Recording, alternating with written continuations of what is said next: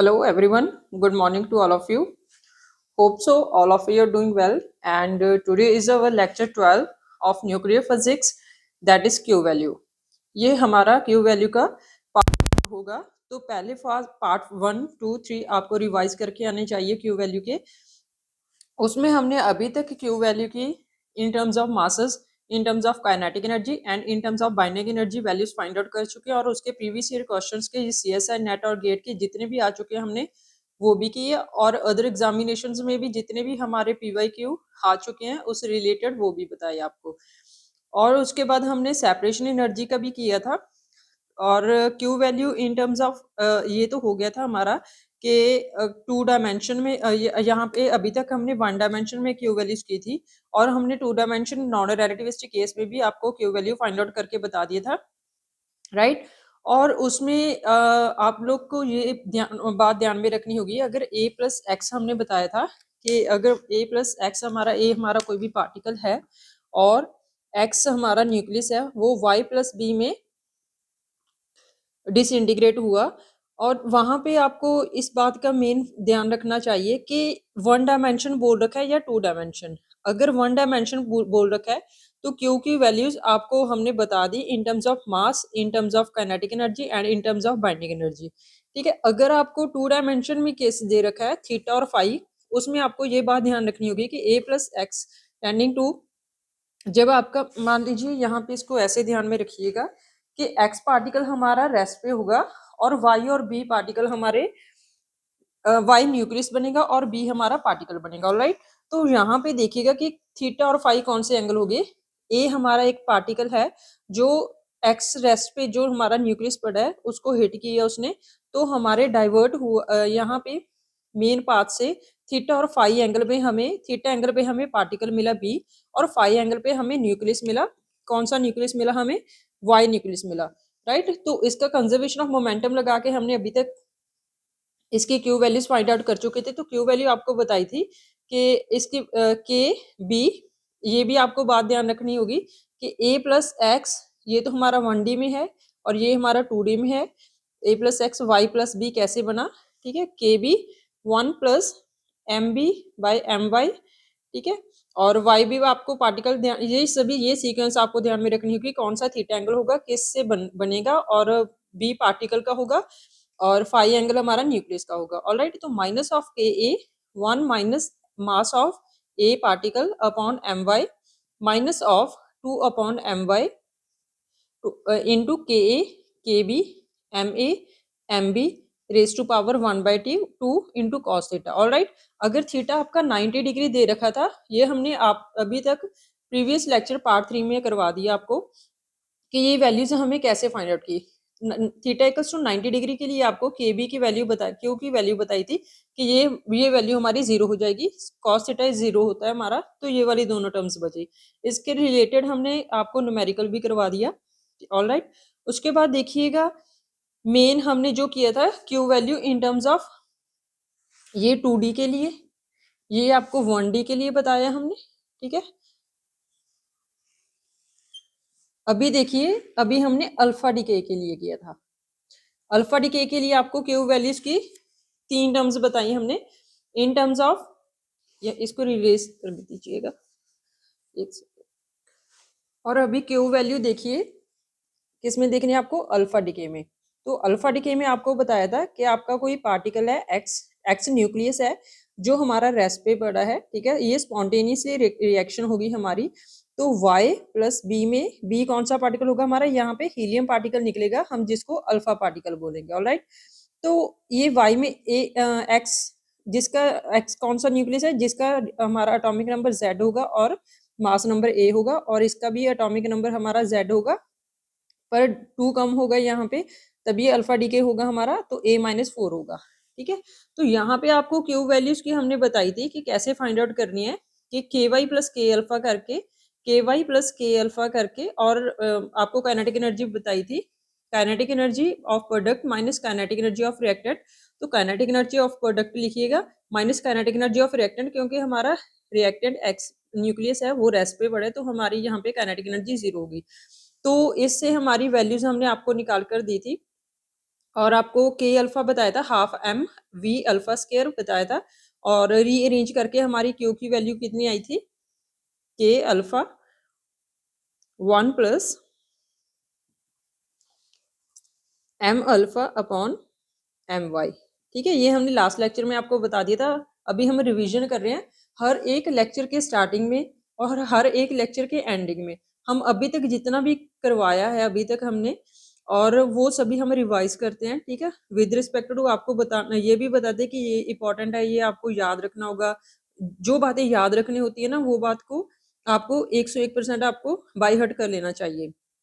ये आपकी Q value आ गई इन टर्म्स ऑफ के अल्फा। और हमने आपको बताया था क्योंकि इसको आप इंटरचेंज करिएगा तो रिएक्शन में कोई फर्क नहीं पड़ेगा, चाहे हीलियम यहाँ पे लिखिए चाहे न्यूक्लियस यहाँ पे लिखिए, तो आपको यहाँ पे अल्फा और वाई को इंटरचेंज कर सकते हो। तो Q value in terms of Y भी आप लोगों की अल्फा की जगह वाई लिखिए और वाई की जगह अल्फा लिखिए, तो वही वैल्यू आएगी, राइट।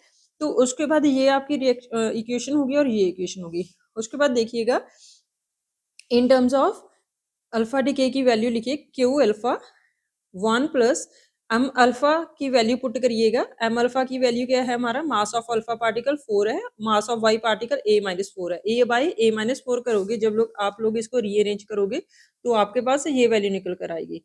तो ये तो इसके बरबर के क्वेश्चंस पूछ रखे हैं प्रीवियस ईयर क्वेश्चंस में। तो उसने अगर पूछ रखा होगा कि डिसइंटीग्रेट एनर्जी बताइएगा, मीन्स हमें तभी Q value energy find out करनी होगी। उसने के अल्फा बता दिया होगा और हमें ये भी क्वेश्चन में कंफर्म होगा कि ये अल्फा डीके होगा। ये अल्फा डीके का मेन रिएक्शन है। एसिड अल्फा डीके हमेशा होगी, एक न्यूक्लियस होगा और नया टूटकर नया न्यूक्लियस में बनेगा जिसमें हमारा अल्फा पार्टिकल एमिट होगा। ऑलराइट, तो उसके बाद देखिएगा क्यों, ये तो हमारी वैल्यू होगी और ये भी आपको याद रखना होगा। मेन फंडा इसको तो मत ही भूलिएगा, ठीक है। तो उसके बाद देखिएगा,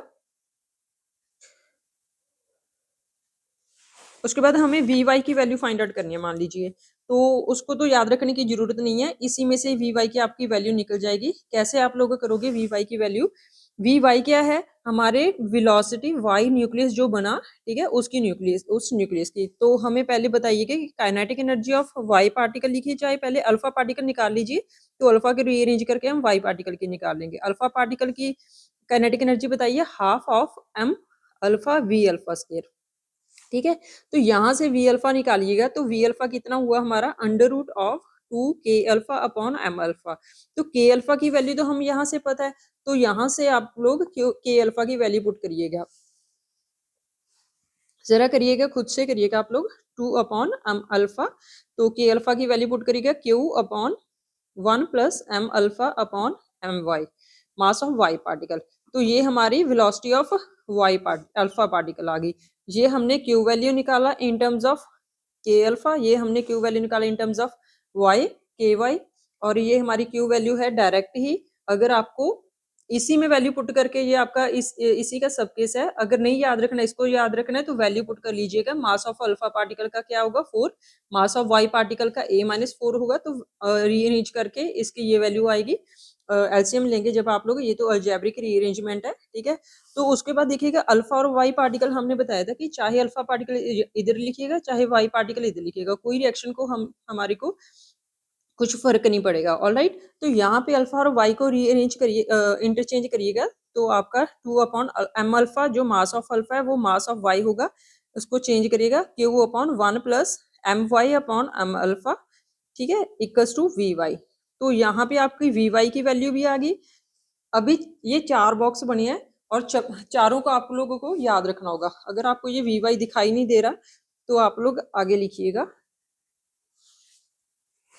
यहाँ पे लिख लीजिए V alpha equals to 2 upon M alpha Q upon 1 plus M alpha upon M Y, ठीक है। भर के क्वेश्चन पूछ रखे, ये आपको याद रखना होगा। और वी वाई होगा हमारा 2 upon mass of Y particle Q upon 1 plus M Y upon M alpha, ठीक है।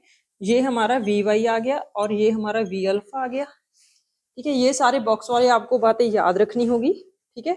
अभी तक हमने रिवाइज ही किया, अभी कुछ नया नहीं किया। अभी क्यू वैल्यूज के हमने क्वेश्चंस भी कर लिए थे, आज हम सारे न्यूमेरिकल करेंगे इनके बेसिस पे। जितने भी प्रीवियस ईयर क्वेश्चंस आ रखे हैं ना, ठीक है, वो सारे यहाँ पे डिस्कस करेंगे। अभी 10 मिनट हो चुके हैं, 10 मिनट में हमने कुछ नया नहीं पढ़ा, हमने सिर्फ पिछला रिवाइज किया, ठीक है। तो यहाँ पे आपको इन बॉक्स वाले को सारे फॉर्मूलाज को आपको याद रखना होगा। तो आगे देखिएगा, आपके क्यू वैल्यू के क्वेश्चन से देखिएगा, पहले हमने Q value in terms of binding energy, mass energy और काइनेटिक एनर्जी के टर्म्स में जितने भी न्यूमेरिकल किए, ठीक है, पहले उसका कॉन्सेप्ट बताया, फिर उसके न्यूमेरिकल किए। उसके बाद हमने 2 डायमेंशन में आपको क्यू वैल्यू फाइंड आउट करना सिखाया कि Q value in terms of 2 dimension non relativistic कैसे फाइंड आउट करोगे, और कंजर्वेशन ऑफ लीनियर मोमेंटम लगाकर हमने इसकी क्यू वैल्यू फाइंड आउट करी थी। तो थीटा और फाई का ध्यान रखना होगा, और उसका भी हमने एक न्यूमेरिकल किया था। तो अभी क्यू वैल्यू हमने अल्फा डी के की निकाली है, तो क्यू वैल्यू हमने इसके क्यू वैल्यू अल्फा डी के अभी क्वेश्चंस करेंगे, ठीक है। तो नेक्स्ट क्वेश्चन लिखिएगा। तो अभी ये क्वेश्चन देखिएगा, ऐसे हमारे पास 2 क्वेश्चन है, तो एक क्वेश्चन आपको यहीं पे करवा देंगे और नेक्स्ट क्वेश्चन अगर आपको दिया जाएगा करने को। तो टेस्ट में भी ऐसे ही क्वेश्चन डिस्कस करेंगे। तो क्यू वैल्यू के जितने भी हमने क्वेश्चन डिस्कस किए उसका आप लोग चार्ट बना लीजिएगा कि कैसे कैसे रिलेटेड, कौन सी क्यू वैल्यू से रिलेटेड और कैसे क्वेश्चन आएंगे, ठीक है। तो आपको रिवीजन ऐसे करनी चाहिए। अभी देखिएगा कि अभी हमको ये रिएक्शन दे रखी है, ठीक है। इस रिएक्शन का उसने बोल रखा है कि क्यू वैल्यू बताइएगा इन 4 रिएक्शंस का यूज करके। ये क्वेश्चन बढ़िया है। तो हमने आपको बताया था कि अगर ऐसी रिएक्शन दे रखी हो तो उसको लिखने का तरीका देखिए, ये अल्फा और ये नाइट्रोजन 714 प्लस न्यूट्रॉन, ठीक है। ये वैल्यू है, अल्फा को हीलियम 24 लिख लीजिएगा आप लोग, हीलियम 24, और यहाँ पे एक क्यू वैल्यू आएगी तो उस क्यू वैल्यू की वैल्यू बताइएगा। तो यहाँ से देखिए इन 4 रिएक्शंस का यूज करके आप लोगों ने पहले ये रिएक्शन बनानी है, और ये चारों ये न्यूक्लियस बनने के बाद और अभी एक पार्टिकल बनाने के बाद जो हमारे पास वैल्यूज बची वो सारी क्यू वैल्यू में काउंट होंगी। अभी देखिएगा कैसे होगा। यहाँ पे देखिए आपको रिएक्टेंट में एक बोरॉन चाहिए और एक हीलियम चाहिए। देखिएगा आपको बोरॉन कहाँ से मिलेगा, यहाँ से एक बोरॉन मिल जाएगा और यहाँ से आपको एक हीलियम मिल जाएगा, ठीक है। और नाइट्रोजन 714 भी यहाँ से मिल जाएगा, ठीक है। तो इट मीन्स हमें रिएक्शन 1, 2 और 3 को ऐड करना होगा। तो ऐड करिएगा तीनों रिएक्शंस को, सारा कुछ हमें रिएक्टेंट और प्रोडक्ट दोनों साइड और ऐड करना होगा। तो यहाँ पे आप लोग एडिशन करके लिखिएगा, एडिंग 1 2 3। तो नाइट्रोजन 714 फर्स्ट लिखा और उसके बाद 1s2 लिखा, ठीक है। फिर उसके बाद सेकेंड रिएक्शन का रिएक्टेंट लिखिएगा नाइट्रोजन 715 और फिर से 1s2 लिखिएगा, ठीक है। और फिर हमारा कार्बन 613, फिर से 1s2 लिखिएगा, ठीक है। तो ये 1s2 और ये 1s2 ये 1s2 हमारे 3s2 हो गए। तो इनको इरेज करके एक 3s2 लिख लीजिएगा तो इजी रहेगा हमारा, ठीक है। यहाँ पे आप लोग 3s2 लिखिएगा, इनको साथ साथ में लिख लीजिएगा। यहाँ पे हमारे पास 3s2 हो गया, ठीक है ना, ठीक। चलो आगे देखिएगा कि अभी हमें प्रोडक्ट लिखना है। तो प्रोडक्ट ऐड करिएगा, नाइट्रोजन 714 और कार्बन 613, नाइट्रोजन 714, ठीक है, और ये बोरॉन 511। और उसके बाद हमारे पास 2 हीलियम ऐड हुए, उसके बाद एक हमारे पास हाइड्रोजन मिला, उसके बाद हमारे पास ये तीनों एनर्जीज मिली। तीनों को ऐड करिएगा, 9.42 प्लस 8.2 प्लस 5.56, ये आपका आएगा 23.18, ठीक है। तो ये रिएक्टेंट है, ये प्रोडक्ट है। यहाँ से देखिएगा आपका कुछ कैंसिल हो रहा है, ये नाइट्रोजन 714 और ये प्रोडक्ट में नाइट्रोजन 714 ये आपका कैंसिल हो गया, ठीक है। इसको हटा दीजिएगा। तो और कुछ कैंसिल होगा, हाँ, ये कार्बन 36 और ये कार्बन 36 भी कैंसिल हो गया, ठीक है। हमारे पास अभी ये रिएक्शन बची, तो यहाँ पे आप लोग लिख लीजिएगा। तो यहाँ से आपको नाइट्रोजन 715 बचा और 1s2 बचा, ठीक है। तो ये रिएक्शन बची तीनों को ऐड करने के बाद, ठीक है। तो अभी देखिएगा हमें क्या क्या वैल्यू चाहिए। यहाँ पे 5 बोरॉन है, 5 बोरॉन है हमारे पास, हीलियम भी आ गया हमारे पास और एक नाइट्रोजन भी आ गया। अभी हमारे को एक न्यूट्रॉन चाहिए, न्यूट्रॉन ही है हमारे पास।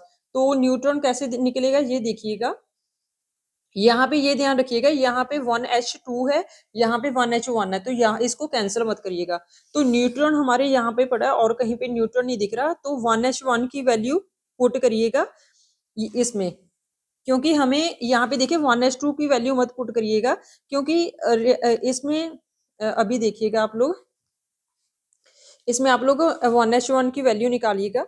तो इसमें 1h2, ठीक है, माइनस ऑफ न्यूट्रॉन और प्लस ऑफ 0.530 MeV। और ये 1H1 की वैल्यू आप लोगों को यहाँ पे पुट करनी होगी। तो पुट करिएगा 1H1 की वैल्यू, तो या इसी में पुट कर देते हैं 1H1 की वैल्यू, ठीक है। Plus of 1H2 minus of neutron plus of 0.530 MeV, ठीक है।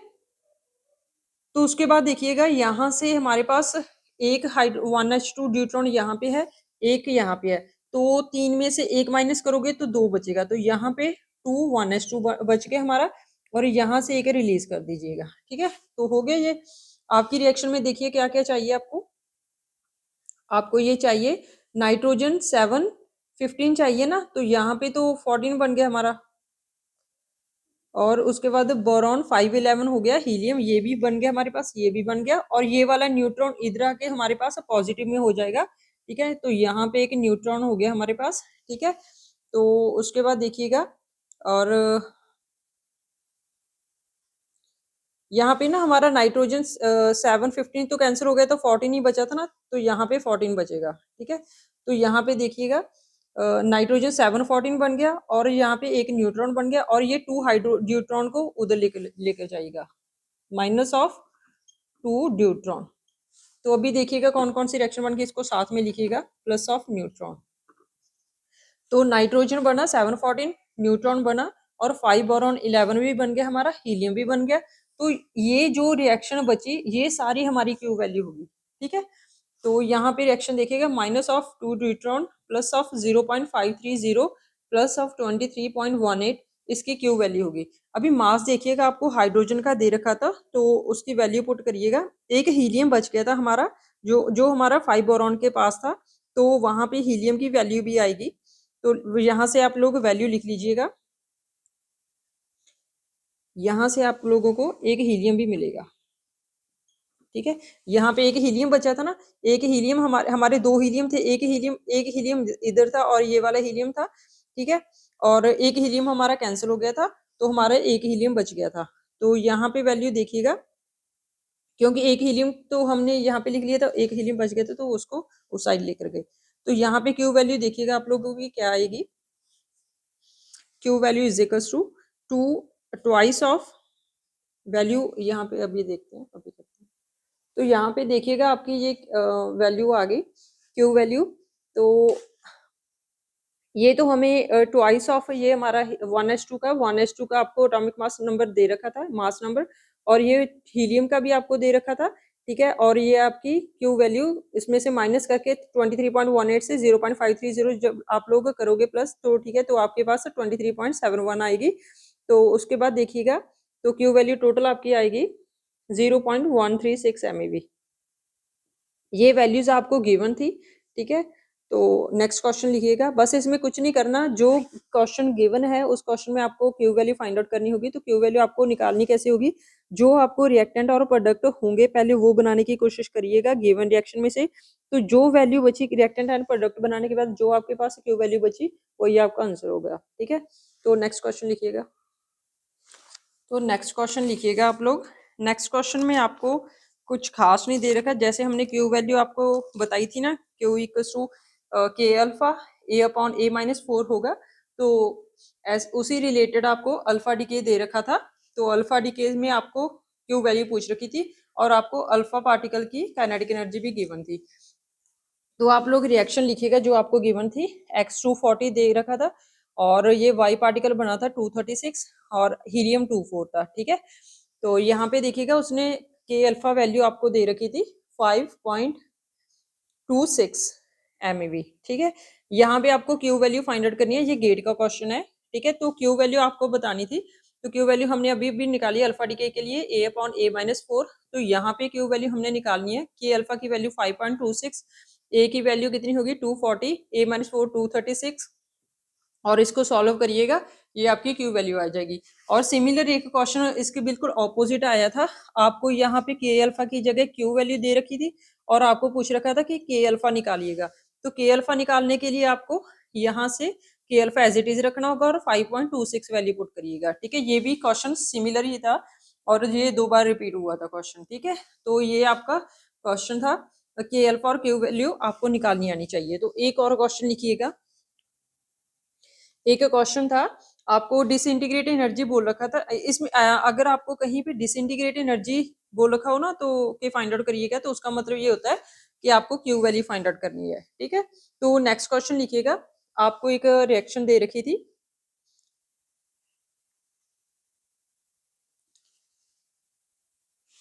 और ये आपको रिएक्शन थी the Q value of the alpha decay of thorium बता रखा था कि थोरियम आपके पास एक न्यूक्लियस है जिसका एटॉमिक मास नंबर हमारा 232 है। ठीक है, to the ground state of red, तो यहाँ पे आपके पास Ra228 बना। ठीक है, और उसके आपको क्यू वैल्यू दे रखी है 482। ठीक है, और यहाँ पे आपको अल्फा डीके बोला है तो अल्फा डीके निकलेगा। ठीक है, तो ये क्वेश्चन था आपका जून 2021 में पूछा था CSIR में।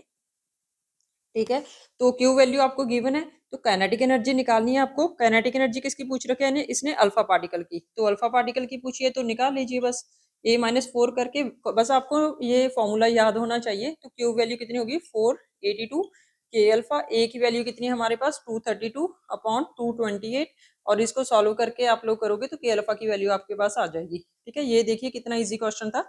उसके बाद नेक्स्ट क्वेश्चन लिखिएगा। और एक बात और आपको ध्यान रखनी होगी, यहाँ पे एक वर्ड था, पहले क्वेश्चन लिखिएगा, कंप्लीट क्वेश्चन लिख लीजिएगा। The Q value of the alpha decay of thorium to the ground state of radon is 482 kilo electron volt. The maximum possible kinetic energy of the alpha particle.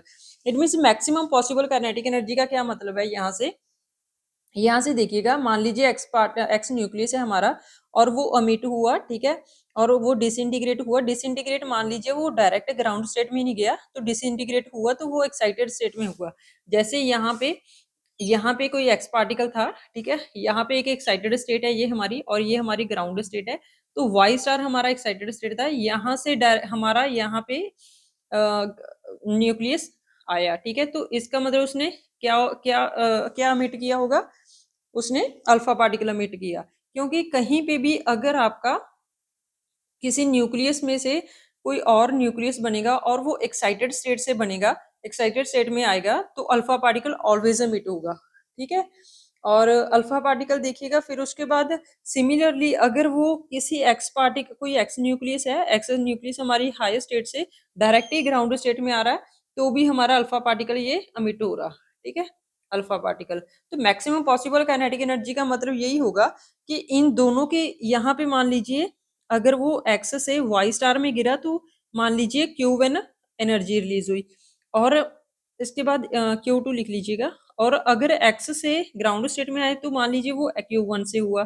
तो इन दोनों की excited state और ground state की energy का difference कितना होगा, यही जो ग्राउंड स्टेट और एक्साइटेड स्टेट की एनर्जी का डिफरेंस होगा, इसी को मैक्सिमम पॉसिबल काइनेटिक एनर्जी बोलते हैं। ठीक है, तो मैक्सिमम पॉसिबल कौन सा होगा, ये वाला होगा ना मैक्सिमम पॉसिबल, तो Q1 तो हमारा मैक्सिमम पॉसिबल काइनेटिक एनर्जी होगा। इन दोनों के डिफरेंस को हम लोग क्या बोलेंगे, ई गामा। ई गामा को क्या बोलते हैं, Q2 मैक्सिमम कितना, Q1 माइनस Q2। अगर यहाँ पे एक्साइटेड स्टेट से ग्राउंड स्टेट से निकलेगा तब कौन सा रिलीज होगा, तब हमारा गामा रिलीज होगा। ठीक है, तो ये बात ध्यान रखिएगा। अगर हमारा यहाँ पे रिएक्शन लिखिएगा, एक्स जेड हमारा कोई पार्टिकल है। ठीक है, तो वो Y Z minus two A minus force में रिलीज हुआ। ठीक है, डिसइंटीग्रेट हुआ और वो एक्साइटेड स्टेट में बना और अल्फा पार्टिकल बना। ठीक है, तो यहाँ से आपको Q1 मिली मान लीजिए एनर्जी। ठीक है, फिर उसके बाद देखिएगा कि एक्स जेड हमारा डायरेक्ट ही हमारा ग्राउंड स्टेट में आ गया। ठीक है, एक्साइटेड स्टेट में नहीं गिरा, यहाँ से यहाँ तक डायरेक्ट आ गया, तो वहां पे भी आपको अल्फा मिलेगा और एनर्जी आपकी Q2 रिलीज होगी। ठीक है, तो Q1। ठीक है, फिर उसके बाद देखिएगा, अगर आपका वाई स्टार से कहीं से कोई पार्टिकल पड़ा है, ठीक है, तो न्यूक्लियस पड़ा है, तो वो वाई स्टेट बनेगा, मतलब एक्साइटेड स्टेट से ग्राउंड स्टेट में वही आएगा, तो गामा पार्टिकल रिलीज होगा। तो ये आपको याद रखनी होगी कि कब गामा रिलीज होगा, कब अल्फा पार्टिकल आपका रिलीज होगा। एक्साइटेड स्टेट से ग्राउंड स्टेट आने के लिए तो गामा होगा, अगर higher state to excited state या higher state to ground state आएगा, हायर स्टेट से आएगा, तो हमारा ऑलवेज अल्फा पार्टिकल इमिट होगा। ठीक है, तो उसने अगर अगर उसने ई गामा पूछ लिया ना, ई गामा के लिए हमें मैक्सिमम से ये दोनों एनर्जी का डिफरेंस निकालना होगा। ठीक है, तो आगे देखिएगा नेक्स्ट क्वेश्चन। ये हम आपको आगे बताएंगे कि E gamma equals to Q1 minus Q2 कैसे आया। ये हम एटॉमिक में भी पढ़ेंगे, पेशेंस रखिएगा, एटॉमिक में भी पढ़ेंगे। अगर आपको नहीं समझ में आ रहा ना तो इसको रिपीट करके लेक्चर को सुनिएगा, क्योंकि आप पहली बार करोगे तो उसको इतना समझ में नहीं आएगा। अगर आप सेकंड टाइम पढ़ोगे तो और ज़्यादा समझ में आएगा, कम टाइम लगेगा। थर्ड टाइम पढ़ोगे तो अपने आप खुद ब खुद आपके न्यूमेरिकल सॉल्व होने, मतलब जितनी ज़्यादा आप लोग प्रैक्टिस करते जाओगे उतना ज़्यादा आपको समझ में आता जाएगा, ठीक है। तो यहाँ पे देखिएगा ये हम एटॉमिक में भी करेंगे, और जब हम अल्फा बीटा गामा डीके करेंगे ना तो वहां पे भी आपको ई गामा निकालना सिखाएंगे कि ई गामा कैसे निकलेगा, ठीक है। बस आपको ये बात एक्चुअल में यहाँ पे, क्योंकि हमारा यहाँ सी एस आई नेट का 2021 का अभी अभी ये क्वेश्चन आ रखा है मैक्सिमम काइनेटिक एनर्जी का। तो अगर मैक्सिमम पॉसिबल काइनेटिक एनर्जी उसने पूछ ली, ये वर्ड यूज कर लिया, इट मीन्स इन फ्यूचर जो भी एग्जाम होगा तो वहां पे भी उसकी वैल्यू से कहीं ना कहीं पूछ लेगा ना। तो मतलब मैक्सिमम काइनेटिक एनर्जी का यूज करके, तो मैक्सिमम पॉसिबल काइनेटिक एनर्जी वही होगी जो हमारी ग्राउंड स्टेट से जो हमारा जहाँ पे न्यूक्लियस पड़ा है, अगर वहां से ग्राउंड स्टेट में आ गया तो मैक्सिमम भी देखिए ना, सबसे ज्यादा यही तो है, और कौन सी एनर्जी है, ठीक है। चलिएगा, बहुत मतलब आपको हर एक बात एक एक बात बताई जा रही है, आपको रिवाइज करना होगा बार बार, ठीक है। तो नेक्स्ट क्वेश्चन लिखिएगा। तो अभी ये क्वेश्चन यहाँ पे देखिएगा, अभी आपका गेट 2023 में अभी रिसेंटली ये क्वेश्चन पूछा था क्यू वैल्यू पे।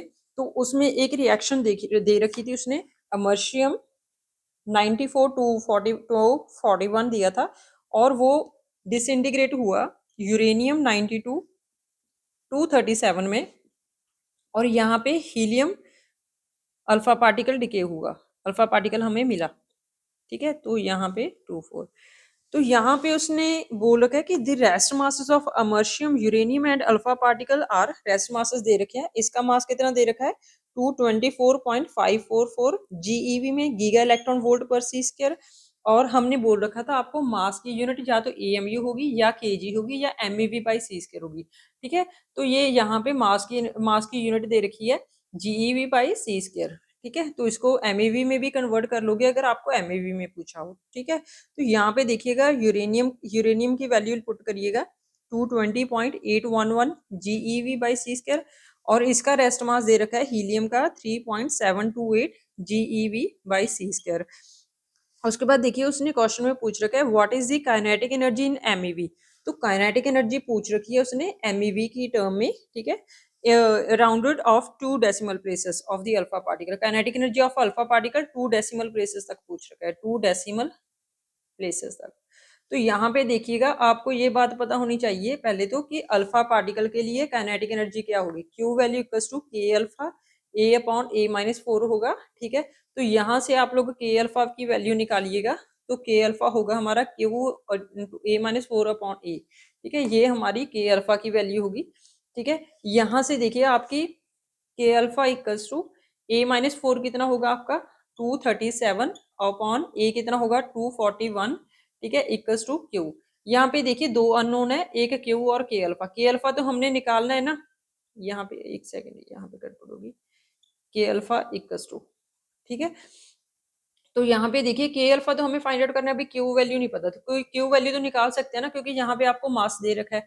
तो क्यू वैल्यू आप लिखिएगा, Q value in terms of masses क्या होगा, Q value in terms of masses क्या होगा आपका, mass of reactant minus mass of product into C square. Mass of reactant कितना होगा आपका, मास ऑफ एमर्शियम प्लस मास, उसके बाद प्रोडक्ट का लिखिएगा minus of mass of uranium minus of mass of helium into C square, right.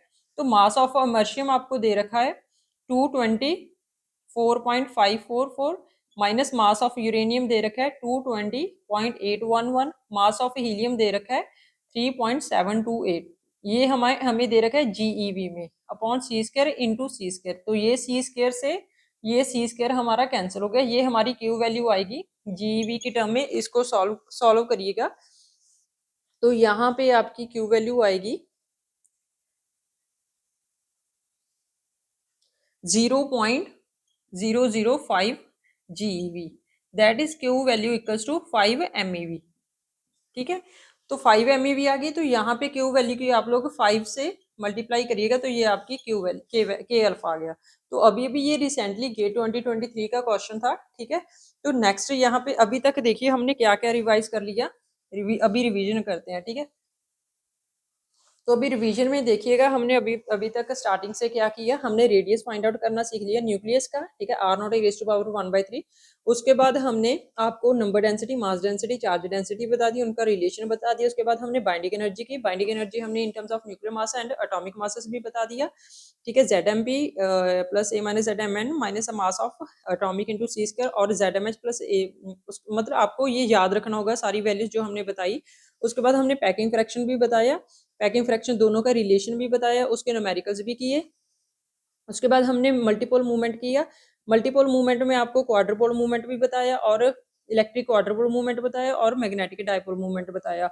और ये क्यों एग्जिस्ट करेंगे, ये पैरिटी ऑपरेटर का यूज करके हमने आपको बता दिया था, ठीक है। और इसके न्यूमेरिकल्स भी कर लिए थे, ठीक है, इवन और ऑड प्रोटॉन के लिए और न्यूट्रॉन के लिए, और हाफ L+हाफ और L-हाफ के लिए, और GS और GP की वैल्यू आपको बता दी थी, ठीक है, इन terms of proton and neutron. उसके बाद हमने मॉडल्स किए थे, मॉडल्स में आपको 4 मॉडल किए हमने। पहले हमने किया लिक्विड ड्रॉप मॉडल, उसके बाद हमने शेल मॉडल किया, उसके बाद हमने बताइएगा कौन सा किया, लास्ट में हमने किया था फर्मी गैस मॉडल, ठीक है। उसके बाद इससे पहले किया था हमने कलेक्टिव मॉडल। तो लिक्विड ड्रॉप मॉडल में हमने आपको क्या क्या बताया, आपको जैसे मास पैराबोला का यूज करके मास एनर्जी डिफरेंस निकालना सिखा दिया था, ठीक है। और लिक्विड ड्रॉप मॉडल में हमने एनर्जी, बाइंडिंग एनर्जी भी निकालनी सिखा दी थी, और उसमें मोस्ट स्टेबल आइसोबार निकालना सिखा दिया था, ठीक है। और एक जो बाइंडिंग एनर्जी आई थी उसी के लिए आपको 2 फॉर्मूलेस बताए थे, Z² और Z × Z-1 के फॉर्मूले याद रखने के लिए बोले थे। और शेल मॉडल में हमने मैजिक नंबर निकालना सिखा दिया था, और उसका एक न्यूमेरिकल भी किया था क्यूबिक पोटेंशियल के लिए, जो रिसेंटली प्रीवियस ईयर क्वेश्चन था, ठीक है। मैजिक नंबर किए थे, इसके भी 2 पार्ट थे, इसके भी 2 पार्ट थे। और उसके बाद हमने स्पिन पैरिटी निकालने सीख ली थी। कलेक्टिव मॉडल में हमने वाइब्रेशन और रोटेशन स्टेट्स निकाली थी। फर्मी गैस मॉडल में फर्मी मोमेंटम एंड हमें एनर्जी मोमेंट फर्मी एनर्जी निकालनी सीख ली थी न्यूट्रॉन और प्रोटॉन की, ठीक है। अभी हमने क्यू वैल्यू भी कर लिया। क्यू वैल्यू में आपको क्या क्या करवाया, क्यू वैल्यू में हमने पहले किया था इन terms of mass, kinetic energy and binding energy, और उनकी स्टेट बताई थी कि कैसे आपकी पॉसिबल होगी या नहीं होगी, कब सेटिस्फाई होगा, अगर सेटिस्फाई नहीं हुआ तो क्यों नहीं हुआ, और उसको सेटिस्फाई करवाने के लिए आपको सारी ऑल कंडीशंस हमने बता दी थी, ठीक है। क्यू वैल्यू के बाद ये हमने उसके बाद ये तो 1D में था, उसके बाद हमने 2D में किया। 2D में आपको क्यू वैल्यू निकालनी सिखाई। उसके बाद हमने क्यू वैल्यू आपको अल्फा डीके में निकालनी सिखाई। अल्फा डीके में आपको 4 फार्मूले बताए हैं उसके, ठीक है, के अल्फा की टर्म्स में, के वाई की टर्म्स में, और वी अल्फा और वी वाई निकालना सिखा दिया। इनके सारे न्यूमेरिकल्स हो गए। तो अभी कितनी टॉपिक हुई है, 1 2 3 4 5 6 7 8 9 10 11 12 13, अप्रोक्सीमेटली 12 to 13 आपके टॉपिक हो गए, ठीक है।